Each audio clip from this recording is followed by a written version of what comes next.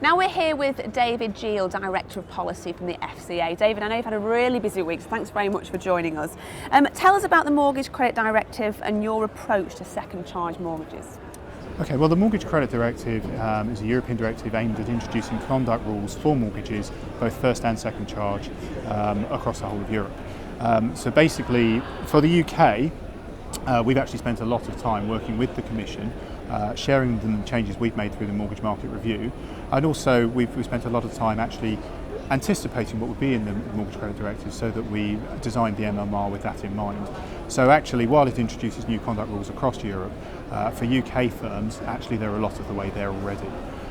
For second charge mortgages, well, the MCD actually brings those under mortgage regulation, and the Treasury has actually decided to move that across to the FCA and completely within the mortgage regime as opposed to consumer credit regime where it is currently. And again, what we'll look to do is, in addition to implementing the MCD, we will bring across several of the protections that already apply to first charge mortgages. And is that one of the ways that the FCA are going to make that implementation of the MCD quite smooth for the intermediaries, or do you see any problems that might crop up? I don't see why there should be any problems if firms start planning now. Yeah. And the MCD is due to be implemented on the 21st of March 2016, and that's not that far away. In terms of what we're doing to help, well, we are consulting now so that we can get our final rules out in the first quarter of next year. So that will give firms a full year for implementation. There are also some areas where we have discretion in what we do, or perhaps how we do, or when we do. So there will be some things that all firms have to do immediately, but one of the key changes, for example, is the European Standardised Information Sheet, so a standardised disclosure document. And for first charge mortgage firms, we've actually allowed them until 2019 to implement that change, provided they make certain top-up arrangements. So where we have that discretion, we're exercising some flexibility. In addition to consulting, we're also running a series of roadshows throughout November, so we will be going around the country talking to intermediaries, taking their views, and really seeing what they think of the consultation and the changes they're going to be implementing.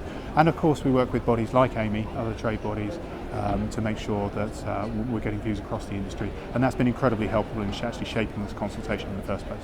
And is that your main focus, on the FCA's main focus at the moment, that you're kind of looking at, or are there any other issues that you're focusing on in the coming months? Well, from a mortgage perspective and a mortgage policy perspective, then the MCD is the big thing for us at the moment, and we'll be spending a lot of time getting around the country talking to firms about their views, but also analysing the responses to the consultation when it comes in and developing the final position.